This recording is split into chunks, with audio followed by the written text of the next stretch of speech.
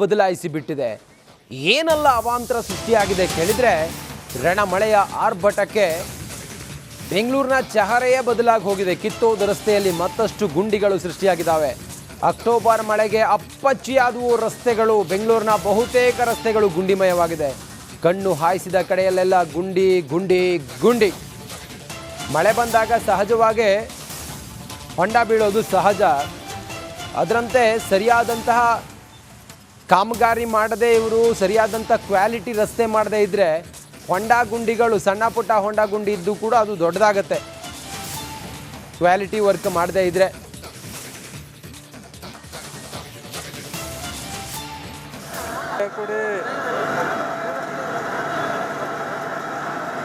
ಸನ್ನಿ Brooke layout ಜಲಾವೃತ ಆಗಿರೋದನ್ನು ತಾವು ಗಮನಿಸ್ತಾ ಇದ್ದೀರಿ. ರಸ್ತೆ ಸಂಪೂರ್ಣ ಜಲಾವೃತವಾಗಿದೆ. ಸರ್ಜಾಪುರ ರಸ್ತೆಯಲ್ಲಿರುವ ಸನ್ನಿ ಬ್ರೂಕ್ ಲೇಔಟ್ ಇದು. ರಸ್ತೆ ತುಂಬ ನೀರು ನಿಂತು ವಾಹನ ಸವಾರರು ಪರದಾಟ ಪಡ್ತಾ ಇದ್ದಾರೆ. ನೀರು ತುಂಬಿರುವ ರಸ್ತೆಯನ್ನು ದಾಟೋದಕ್ಕೆ ಮಹಿಳೆಯರು ಒದ್ದಾಟ ಮಾಡ್ತಾ ಇದ್ದಾರೆ. ನೋಡಿ, ಅಲ್ಲಿ ಮೋಟಾರ್ಗಳ ಮೂಲಕ ನೀರನ್ನು ಬೇರೆ ಕಡೆಗೆ, ಅಲ್ಲಿದ್ದ ನೀರನ್ನು ಬೇರೆ ಕಡೆಗೆ ಹರಿಸ್ತಾ ಇದ್ದಾರೆ. ದೊಡ್ಡ ದೊಡ್ಡ ಅಪಾರ್ಟ್ಮೆಂಟ್ಗಳಲ್ಲಿ, ವಿಲ್ಲಾಗಳಲ್ಲಿ ವಾಸಿಸುವಂಥ ಜನರ ಪರಿಪಾಡಲು ನೋಡಿ, ಕೋಟಿ ಕೋಟಿ ಹಣ ಕೊಟ್ಟು ಮನೆಯನ್ನು ಖರೀದಿ ಮಾಡಿರ್ತಾರೆ. ಐಷಾರಾಮಿ ಮನೆಯಲ್ಲಿ ಐಷಾರಾಮಿ ಬದುಕನ್ನು ಮಾಡ್ತಾ ಇರ್ತಾರೆ. ಆದರೆ ಒಂದು ಮಳೆ ಬಂದರೆ ಎಂಥ ಪರಿಸ್ಥಿತಿ ಆಗತ್ತೆ ಅನ್ನೋದಕ್ಕೆ ಈ ಎಲ್ಲ ದೃಶ್ಯಗಳೇ ಸಾಕ್ಷಿ. ಒಳಗಿದ್ದವರು ಒಳಕ್ಕೆ, ಹೊರಗಿದ್ದವರು ಹೊರಕ್ಕೆ, ಏನೂ ಮಾಡೋಂಗಿಲ್ಲ. ಸರಿಯಾದಂತಹ ವೈಜ್ಞಾನಿಕವಾಗಿ ಕಾಮಗಾರಿ ಅಥವಾ ವೈಜ್ಞಾನಿಕವಾಗಿ ಪ್ಲ್ಯಾನಿಂಗ್ ಇಲ್ಲದೆ ಮಾಡದೇ ಇದ್ದರೆ ಹೀಗೆ ಆಗೋದು. ಪ್ರತಿ ಬಾರಿ ಕೂಡ, ಕಳೆದ ಬಾರಿ ಸನ್ನಿ ಬ್ರೂಕ್ ಲೇಔಟ್ ಹತ್ರ ನಾನೇ ಹೋಗಿದ್ದೆ. ನಿನ್ನೆ ಒಂದೇ ಮಳೆಗೆ ಇಷ್ಟೆಲ್ಲ ಅವಾಂತರ ಸೃಷ್ಟಿಯಾಗಿದೆ.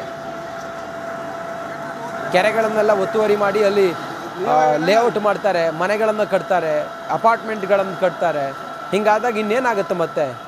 ಹೆಚ್ಚಿನ ಮಾಹಿತಿಯೊಂದಿಗೆ ನಮ್ಮ ಪ್ರತಿನಿಧಿ ದೀಪ್ತಿ ತೊಳ್ಪಾಡಿ ಈಗ ಸನ್ನಿ ಬ್ರೂಕ್ ಲೇಔಟ್ ಇಲ್ಲಿಂದಲೇ ರೈನ್ಬೋ ಲೇಔಟ್ ಇದೆಯಲ್ಲ, ಅಲ್ಲಿಂದಲೇ ನಮ್ಮ ಜೊತೆಲಿ ಈಗ ನೇರ ಸಂಪರ್ಕದಲ್ಲಿದ್ದಾರೆ.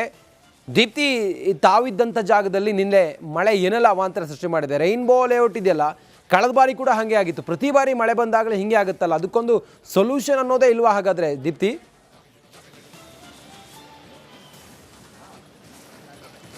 ರಂಜಿತ್, ನಾನೀಗ ರೈನ್ಬೋ ಲೇಔಟ್ನಲ್ಲೇ ಇದ್ದೀನಿ. ರೈನ್ಬೋ ಲೇಔಟ್ನಲ್ಲಿ ನೀವು ನೋಡ್ಬೋದು ನೀರಿನ ಪ್ರಮಾಣ ಎಷ್ಟಿದೆ ಅಂತ ಹೇಳಿ. ನಿನ್ನೆ ಸುರಿದಂತಹ ಮಳೆಯಿಂದ ಈ ಅವಾಂತರ ಸೃಷ್ಟಿಯಾಗಿದೆ. ಒಂದು ಕಡೆ ಟ್ರಾನ್ಸ್ಫಾರ್ಮರ್ ಕೂಡ ಜಲಾವೃತ ಆಗಿರುವಂಥದ್ದು, ಹೀಗಾಗಿ ಕಂಪ್ಲೀಟಾಗಿ ಪವರ್ ಸಪ್ಲೈ ಕೂಡ ಕಟ್ ಆಗಿದೆ. ಇನ್ನು ನಾನು ಆ ಗೋಡೆ ನಿಮಗೆ ತೋರಿಸ್ತೀನಿ ಎಷ್ಟು ನೀರಿನ ಮಟ್ಟ ಮೇಲಿತ್ತು ಅಂತ ಹೇಳಿ. ಒಂದು ಕಾಂಪೌಂಡಲ್ಲಿ ನೀವು ನೋಡ್ಬೋದಾಗಿದೆ, ನೀರಿನ ಮಟ್ಟ ಅಷ್ಟು ಮೇಲಿತ್ತು. ನಿನ್ನೆ ರಾತ್ರಿವರೆಗೂ ಅದಷ್ಟೇ ಇತ್ತು. ಈಗ ಅಗ್ನಿಶಾಮಕ ದಳದ ಸಿಬ್ಬಂದಿಗಳು ನೀರನ್ನು ಹೊರಹಾಕುವಂತಹ ಕೆಲಸಕ್ಕೆ ಮುಂದಾಗಿರುವಂತಹ ಪರಿಣಾಮವಾಗಿ ನೀರಿನ ಮಟ್ಟ ಅರ್ಧಕ್ಕೆ ಬಂದಿದೆ. ಆದರೆ ಇನ್ನೂ ಕೂಡ ನೀರನ್ನ ಹೊರಹಾಕುವಂತಹ ಕೆಲಸ ಆಗಬೇಕಾಗಿದೆ. ಇದು ಹಾಲನಾಯಕನಹಳ್ಳಿ ಕೆರೆ ಹಿಂಭಾಗದಲ್ಲೇ ಇರುವಂಥದ್ದು ಅನ್ನೋದು ಗೊತ್ತಾಗಿದೆ. ಲೇಔಟ್ನ ಹಿಂಭಾಗದಲ್ಲಿ ಹಾಲನಾಯಕನಹಳ್ಳಿ ಕೆರೆ ಇದೆ. ಆ ಕೆರೆಯ ಕೋಡಿ ಹೊಡೆದು ನೀರೆಲ್ಲ ಕಂಪ್ಲೀಟ್ ಆಗಿ ಲೇಔಟ್ ಒಳಗೆ ಬಂದಿರುವಂಥದ್ದು. ಈ ಲೇಔಟ್ನಲ್ಲಿ ಸರಿಸುಮಾರು 443 ಮನೆಗಳಿದೆ ಅನ್ನೋದು ಗೊತ್ತಾಗ್ತಾ ಇದೆ. ಅದರಲ್ಲಿ 50ಕ್ಕೂ ಹೆಚ್ಚು ಮನೆಗಳು ಈ ರೀತಿಯಾಗಿ ಜಲಾವೃತ ಆಗಿರುವಂಥದ್ದು. ನೀವು ನೋಡ್ಬೋದು ಮನೆಗಳ ಪರಿಸ್ಥಿತಿ ಯಾವ ರೀತಿ ಇದೆ ಅಂತ ಹೇಳಿ. ಕಂಪ್ಲೀಟ್ ಆಗಿ ಮನೆಗಳು ಜಲಾವೃತ ಆಗಿದೆ. ಜನ ಹೌಸ್ ಅರೆಸ್ಟ್ ಆಗಿದ್ದಾರೆ. ಮನೆಯಿಂದ ಹೊರ ಬರೋದಕ್ಕೂ ಕೂಡ ಆಗ್ತಾ ಇಲ್ಲ. ಒಂದು ಟ್ರ್ಯಾಕ್ಟರ್ನಲ್ಲಿ ಯಾವುದೆಲ್ಲ ಜಲಾವೃತ ಆಗಿತ್ತು, ಮನೆಯ ಮಂದಿಯನ್ನ ಬೇರೆ ಕಡೆ ಶಿಫ್ಟ್ ಮಾಡುವಂತಹ ಕೆಲಸ ಕೂಡ ಆಯಿತು. ಅಂದರೆ ಅವರು ಕಂಪ್ಲೀಟ್ ಆಗಿ ತಮ್ಮ ಬ್ಯಾಕ್ ಪ್ಯಾಕನ್ನು, ಸೂಟ್ ಕೇಸನ್ನು ರೆಡಿ ಮಾಡಿಕೊಂಡು ಮನೆಯನ್ನು ಬಿಟ್ಟು ಬೇರೆ ಕಡೆ ಶಿಫ್ಟ್ ಆಗ್ತಾ ಇದ್ದಂತಹ ಕೆಲಸ ಕೂಡ ಆಗಿತ್ತು. ಕಳೆದ 10-15 ವರ್ಷದಿಂದ ಕೂಡ ಇದೇ ರೀತಿಯಾಗಿ ಸಮಸ್ಯೆ ಇದೆ. ಪ್ರತಿ ಬಾರಿ ಇಲ್ಲಿ ಬರುವಂತಹ ಅಧಿಕಾರಿಗಳು ಈ ಸಮಸ್ಯೆಗೆ ಪರಿಹಾರ ಮಾಡ್ತೀವಿ, ಈ ಸತಿ ನೆಕ್ಸ್ಟ್ ಟೈಮ್ ಮಳೆಗಾಲದ ಹೊತ್ತಿಗೆ ಇದನ್ನು ಸರಿ ಮಾಡ್ತೀವಿ ಅಂತ ಹೇಳ್ತಾ ಇದ್ದಾರೆ. ಆದರೆ ಆ ರೀತಿ ಯಾವುದೂ ಆಗಿಲ್ಲ, ತಾತ್ಕಾಲಿಕ ಪರಿಹಾರ ಕೂಡ ಆಗಿಲ್ಲ. ಇನ್ನು ಇಡೀ ಒಂದು ಲೇಔಟ್ನಲ್ಲಿ ಜಲಾವೃತ ಆಗಿರುವಂತಹ ಬೆನ್ನಲ್ಲೇ ಯಾರೊಬ್ಬರು ಕೂಡ ಓಡಾಡ್ತಾ ಇಲ್ಲ. ಬರುವಂತಹ ಕೆಲಸದವರು ಹೊರ ಹೋಗೋದಕ್ಕೂ ಕೂಡ ಕಷ್ಟವನ್ನು ಪಡ್ತಾ ಇದ್ದಾರೆ. ಸಿಟ್ಔಟ್ಗಳ ರೀತಿಯಲ್ಲಿ ಬೆಂಚ್ಗಳನ್ನು ಹಾಕಿದ್ದಾರೆ. ಬೆಂಚ್ವರೆಗೂ ಕೂಡ ಮಳೆ ನೀರು ಬಂದಿದೆ. ಯಾವುದೆಲ್ಲ ಫಸ್ಟ್ ಫ್ಲೋರು ಅಥವಾ ಈ ಇಂಡಿಪೆಂಡೆಂಟ್ ಮನೆಗಳಿದೆ ಅದೆಲ್ಲನೂ ಕೂಡ ಕಂಪ್ಲೀಟಾಗಿ ನೀರಿನಿಂದ ಜಲಾವೃತ ಆಗಿರುವಂಥದ್ದು. ನೀವು ನೋಡ್ಬೋದು ಕೆಲವೆಲ್ಲ ಮನೆಗಳ ಫಸ್ಟ್ ಫ್ಲೋರು ಹೇಗೆ ಮಳೆ ನೀರಿನಿಂದ ತುಂಬಿ ಹೋಗಿದೆ ಅಂತ. ಟ್ರಾನ್ಸ್ಫಾರ್ಮರ್ ಕೂಡ ನೀರಿನಲ್ಲಿ ತುಂಬಿ ಹೋಗಿರೋದ್ರಿಂದ ಅದರ ಪವರ್ ಸಪ್ಲೈ ಕೂಡ ಕಟ್ ಮಾಡಿರುವಂಥದ್ದು. ಆ ಗೋಡೆಯ ಅಷ್ಟು ಭಾಗದವರೆಗೂ ನೀರಿತ್ತು. ಆಲ್ಮೋಸ್ಟ್ ಎದೆ ಭಾಗದವರೆಗೂ ನೀರಿಲ್ಲಿ ಬಂದಿತ್ತು. ಅದು ಇದು ಕ್ರಮೇಣವಾಗಿ ನೀರನ್ನು ಹೊರಹಾಕುವಂತಹ ಪ್ರಯತ್ನಗಳನ್ನು ಅಗ್ನಿಶಾಮಕ ದಳದ ಸಿಬ್ಬಂದಿಗಳು ಮಾಡ್ತಿರುವಂತಹ ಬೆನ್ನಲ್ಲೇ ನೀರಿನ ಮಟ್ಟ ಕಮ್ಮಿ ಆಗ್ತಾ ಬಂದಿದೆ. ಆದರೆ ಇವತ್ತೇನಾದರೂ ಮತ್ತೆ ಮಳೆ ಬಂದಂತಹ ಸಂದರ್ಭದಲ್ಲಿ ಮತ್ತೇನಾದರೂ ರಾತ್ರಿ ಮಳೆ ಆದರೆ ಮತ್ತೆ ನೀರಿನ ಮಟ್ಟ ಜಾಸ್ತಿ ಆಗುತ್ತೆ. ಇಲ್ಲೊಂದು ರೀತಿಯಲ್ಲಿ ದಿಗ್ಬಂಧನ ಅಂತ ಹೇಳ್ತೀವಲ್ಲ, ಆ ರೀತಿಯ ಪರಿಸ್ಥಿತಿ ಇದೆ. ಪ್ರತಿ ಸತಿ ಮಳೆ ಬಂದಾಗಲೂ ಕೂಡ ಹೆದರುಕೊಳ್ಳುವಂತಹ ಒಂದು ಮನಸ್ಥಿತಿಗೆ ಇಲ್ಲಿರುವಂತಹ ಜನ ತಲುಪಿದ್ದಾರೆ. ರೈನ್ಬೋ ಲೇಔಟ್ ಸರ್ಜಾಪುರ ರಸ್ತೆಗೆ ಬರುವಂಥದ್ದು. ಸೊ ಈ ಒಂದು ಲೇಔಟ್ನಲ್ಲಿ ಹಲವು ವರ್ಷಗಳಿಂದ ಇದೇ ರೀತಿಯಾಗಿ ಸಮಸ್ಯೆ ಆದರೂ ಕೂಡ ಇದಕ್ಕೆ ಶಾಶ್ವತ ಪರಿಹಾರವನ್ನ ಕಂಡುಕೊಳ್ಳೋದ್ರಲ್ಲಿ ಗ್ರೇಟರ್ ಬೆಂಗಳೂರು ಅಥಾರಿಟಿ ಕೂಡ ಮುಂದಾಗಿಲ್ಲ ಅನ್ನೋದೇ ಒಂದು ಶೋಚನೀಯ ವಿಚಾರ. ರಂಜಿತ್, ರೀತಿ ನೋಡಿ, ಕೋಟಿ ಕೋಟಿ ಹಣ ಕೊಟ್ಟು ಇವರು ವಿಲ್ಲಾಗಳನ್ನು ಅಪಾರ್ಟ್ಮೆಂಟ್ಗಳನ್ನು ಕಟ್ಟಿ ಅದನ್ನು ಪರ್ಚೇಸ್ ಮಾಡ್ತಾರೆ. ಆದರೆ ಆ ಐಷಾರಾಮಿ ಮನೆಗಳು ಇಂಥ ಮಳೆ ಬಂದಾಗ ಎಂಥ ಪರಿಸ್ಥಿತಿ ಅಂತ ಹೇಳಿದರೆ ಅವರ ಜೀವಕ್ಕೆ ಸಂಚಕಾರ ಆಗುತ್ತೆ. ಏನು ಹೇಳ್ತಾರೆ ಅಲ್ಲಿ ನಿವಾಸಿಗಳೆಲ್ಲ, ಏನು ಹೇಳ್ತಾರೆ ದೀಪ್ತಿ? ಯಾರಾದರೂ ಮಾತಾಡ್ಲಿಕ್ಕೆ ಸಿಗ್ತಾರಾ ಹೇಗೆ?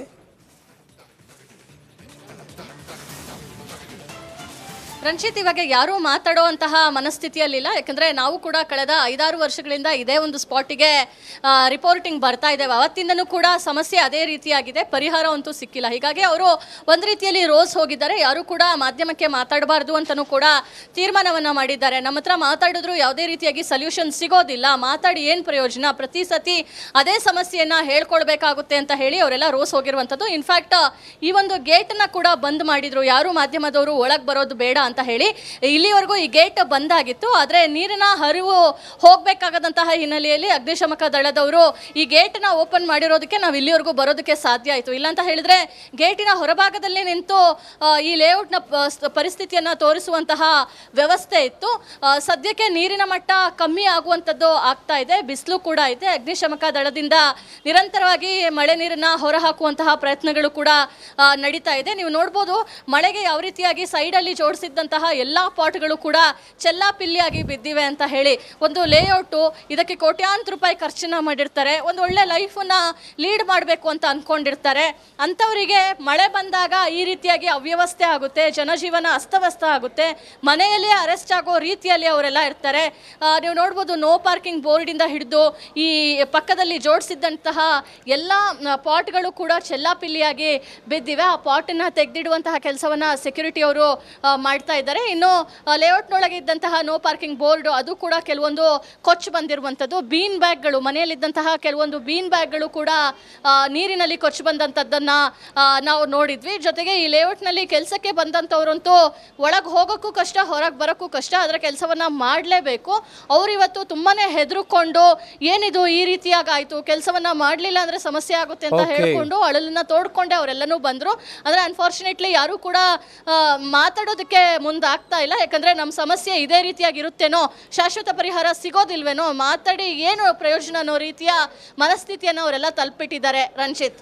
ಓಕೆ ದೀಪ್ತಿ, ಥ್ಯಾಂಕ್ ಯು ನಿಮ್ಮೆಲ್ಲ ಮಾಹಿತಿಗಾಗಿ. ರಾಜಧಾನಿ ಬೆಂಗಳೂರಿನಲ್ಲಿ ನೆನೆ ಸುರಿದಂತಹ ಮಳೆಯ ಅವಾಂತರವನ್ನು ನೀವು ನೋಡ್ಬೋದಾಗಿದೆ. ನಾನೀಗ ಸರ್ಜಾಪುರ ರಸ್ತೆಯಲ್ಲಿರುವಂತಹ ರೈನ್ಬೋ ಲೇಔಟ್ ಬಳಿ ಇದ್ದೀನಿ. ರೈನ್ಬೋ ಲೇಔಟ್ ಕಂಪ್ಲೀಟ್ ಆಗಿ ಜಲಾವೃತ ಆಗಿರುವಂಥದ್ದು, ಎದೆವರೆಗೂ ನೀರು ತುಂಬಿಕೊಂಡಿದೆ. ನಿನ್ನೆ ಸತತವಾಗಿ 5-6 ಗಂಟೆಗಳ ಮಳೆ ಸುರಿದಂತಹ ಬೆನ್ನಲ್ಲೇ ಇಡೀ ರೈನ್ಬೋ ಲೇಔಟು ಜಲಾವೃತ ಆಗಿದೆ. ರೈನ್ಬೋ ಲೇಔಟ್ನಲ್ಲಿ ಸರಿಸುಮಾರು 433 ಮನೆಗಳಿದೆ. ಈ ಪೈಕಿ 50 ಮನೆಗಳು ಜಲಾವೃತ ಆಗಿರುವಂತಹ ಮಾಹಿತಿ ನಮಗೆ ಸಿಗ್ತಾ ಇದೆ. ಸದ್ಯಕ್ಕೆ ಅಗ್ನಿಶಾಮಕ ದಳದ ಅಧಿಕಾರಿಗಳಿಂದ, ಸಿಬ್ಬಂದಿಗಳಿಂದ ನೀರನ್ನ ಹೊರ ಹಾಕುವಂತಹ ಪ್ರಯತ್ನಗಳು ನಡೀತಾ ಇದೆ. ಪ್ರತಿ ಬಾರಿ ಕೂಡ ಮಳೆ ಬಂದಾಗ ರೈನ್ಬೋ ಲೇಔಟ್ ಕಂಪ್ಲೀಟ್ ಆಗಿ ಜಲಾವೃತ ಆಗುತ್ತೆ. ಲಾಸ್ಟ್ ಟೈಮ್ನಲ್ಲೆಲ್ಲ ಇಲ್ಲಿ ಅಧಿಕಾರಿಗಳು ಜೊತೆಗೆ ಸಿಬ್ಬಂದಿಗಳು ರಕ್ಷಣೆ ಕಾರ್ಯಕ್ಕೆ ಬೋಟ್ಗಳನ್ನು ಬಳಸಿದ್ರು. ಆದರೆ ಈ ಬಾರಿ ಅಗ್ನಿಶಾಮಕ ದಳದ ಒಂದು ವಾಹನವನ್ನು ತಗೊಂಡು ಬಂದು ನೀರು ಹೊರ ಹಾಕುವಂತಹ ಪ್ರಯತ್ನವನ್ನ ಮಾಡಿದ್ದಾರೆ. ಹಾಲನಾಯಕನಹಳ್ಳಿ ಕೆರೆ ಈ ಒಂದು ಲೇಔಟ್ ಹಿಂಭಾಗದಲ್ಲೇ ಇರೋದ್ರಿಂದ ಕೆರೆ ನೀರು ಹರಿದು ಈ ರೀತಿಯಾಗಿ ಆಗಿದೆ ಅನ್ನೋ ಒಂದು ಇನ್ಫಾರ್ಮೇಶನ್ ಕೂಡ ಸಿಗ್ತಾ ಇದೆ. ಸದ್ಯಕ್ಕೆ ಒಳಗಿರುವಂಥವರೆಲ್ಲ ಕಂಪ್ಲೀಟ್ ಆಗಿ ಹೌಸ್ ಅರೆಸ್ಟ್ ಆಗಿದ್ದಾರೆ. ಯಾಕಂದರೆ ಹೊರ ಬರೋದಕ್ಕೂ ಕೂಡ ಅವರಿಗೆ ಕಷ್ಟವಾಗ್ತಾ ಇದೆ. ಟ್ರಾನ್ಸ್ಫಾರ್ಮರ್ ಕೂಡ ಮಳೆ ನೀರಿಗೆ ಆಹುತಿ ಆಗಿರುವಂಥದ್ದು. ಹೀಗಾಗಿ ಯಾವುದೇ ರೀತಿಯಾಗಿ ವಿದ್ಯುತ್ ಸಂಪರ್ಕ ಕೂಡ ಇಲ್ಲ, ನೀರಿನ ಸಂಪರ್ಕ ಕೂಡ ಇಲ್ಲ. ಮನೆಯಲ್ಲೇ ಹೌಸ್ ಅರೆಸ್ಟ್ ಆದ ರೀತಿಯಲ್ಲಿ ಮನೆಯವರು ಇರುವಂಥದ್ದು. ಜೊತೆಗೆ ಅವರು ತಮ್ಮ ಸಂಕಷ್ಟವನ್ನು ತೋಡ್ಕೊಂಡು ಹಂಚ್ಕೊಳ್ಳೋದಕ್ಕೂ ಕೂಡ ಇಷ್ಟಪಡ್ತಾ ಇಲ್ಲ. ಯಾಕಂದರೆ ಪ್ರತಿ ಬಾರಿ ಕೂಡ ಮಳೆ ಬಂದಾಗ ಇದೇ ರೀತಿ ಆಗುತ್ತೆ. ಯಾವುದೇ ರೀತಿಯಾಗಿ ತಾತ್ಕಾಲಿಕ ಪರಿಹಾರವನ್ನು ರಿಲೀಫನ್ನು ಕೊಡ್ತಾರೆ, ಆದರೆ ಶಾಶ್ವತ ಪರಿಹಾರ ಇನ್ನೂ ಕೂಡ ಸಿಕ್ಕಿಲ್ಲ. ಇಲ್ಲಿರುವಂಥವರಿಗೆ ಪ್ರತಿ ಸಾತಿ ಇದೇ ರೀತಿ ಸಂಕಷ್ಟ. ಮಳೆ ಬಂತು ಅಂತ ಹೇಳಿದ್ರೆ ಈ ರೀತಿ ಮುಳುಗಡೆ ಆಗುತ್ತೆ, ಯಾವುದೇ ರೀತಿಯಾಗಿ ಸಮಸ್ಯೆಗೆ ಪರಿಹಾರ ಸಿಕ್ಕಿಲ್ಲ ಅಂತ BBMP ಈಗ GB ಆಗಿದೆ. ಗ್ರೇಟರ್ ಬೆಂಗಳೂರು ಅಥಾರಿಟಿ ಬಂದರೂ ಕೂಡ ಇದಕ್ಕೆ ಶಾಶ್ವತ ಪರಿಹಾರ ಸಿಗುತ್ತಾ ಅನ್ನೋ ಒಂದು ಪ್ರಶ್ನೆ ಕೂಡ ಮೂಡ್ತಾ ಇದೆ. ಯಾವ ರೀತಿಯಾಗಿ ಈ ಕನಕನ ಕಿಂಡಿಯಲ್ಲಿ ಬರ್ತಾರಲ್ಲ ಆ ರೀತಿಯಾಗಿ ಆ ಕಿಂಡಿಯಲ್ಲಿ ಬರುವಂತಹ ವ್ಯವಸ್ಥೆ ಪರಿಸ್ಥಿತಿ ಇವತ್ತು ಇರುವಂಥದ್ದು. ಅವರು ಕೆಲಸಕ್ಕೆ ಅಂತ ಬಂದಿದ್ದಾರೆ, ಅವರಿಗೆ ಈ ರೀತಿಯಾಗಿ ಒಳಗೆ ಹೋಗಿ ಕಷ್ಟ ಪಡ್ಕೊಂಡು ಆ ಕಿಂಡಿಯಿಂದ ಆಚೆ ಬರುವಂತಹ ಒಂದು ಪರಿಸ್ಥಿತಿ ಇವತ್ತು ಆಗಿದೆ.